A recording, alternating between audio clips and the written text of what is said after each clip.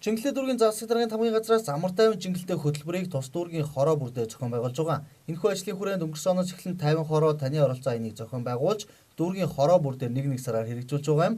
100 гаын өнгөрсөн 4-р сард жингэлтэй дүүргийн 18 дугаар хороонд хэрэгжиж өнөөдөр хаалт ажиллагаа хийлээ. Аяны гол зорилго нь иргэдийн гэмтрэгээс урьдчилан сэргийлэх ажилд олон нийтийн итгэх санаачлаг оролцоог нэмэгдүүлж, хамтран ажиллах, алтан байгууллага аж ахуйн нэгжийн хуулиар хүлээсэн үүргийг биелэлтэнд хяналт тавьж, иргэн бүрийн амар тайван аюулгүй орчинд ажиллаж амьдрах нөхцөл болцоог бий болгож чиглэгдсэн юм а.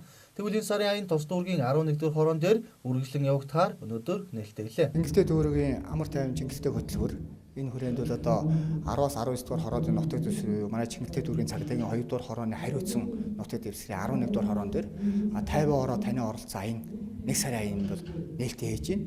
Аяны зорилго нь бол одоо хулгайлах гэмтрэгийг бууруулах, гэр бүлийн хүчирхийллийн даалт хэлбэрийг ил гаргах, иргэд цагдаагийн хамтын ажиллагааг идэвхжүүлж оршиж байгаа. Аян бол хорооны ажлыг зохицуулах зөвлөлт болон дүүргийн гэмтрээс урьдчилан сэргийлэх ажлыг зохицуулах салбар зөвлөлтөөгөө хамтраад иргэдийнхээ дунд жишээ тухайл бол гэмтрэггүй гудамж, хамгийн цэвэрч гудамж, гэрэлтүүлэхтэй гудамж, иж бүрэн камерчсан гудамж гэдэг юугаар бас тийм номноос төвшүүлэн иргэдийнхээ итгэх санаачлыг өрнүүлнэ.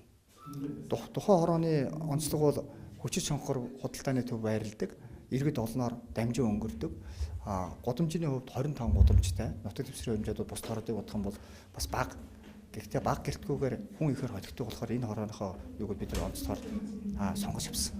Аяны хүрээнд Жингэлтэй дүүргийн нийтийн эргүүлүүдэд мэргэжил арга зүйн сургалтыг явуулж гэмтрэг зөрчил гарсан тохиолдолд иргэд цагдаа хууль ёсны байгууллагуудаа хэрхэн хамтарч ажиллах болон гэмтрэгээс урьдчилан сэргийлэх талаар мэдлэг мэдээллийг олгохдогоороо онцлог юм а.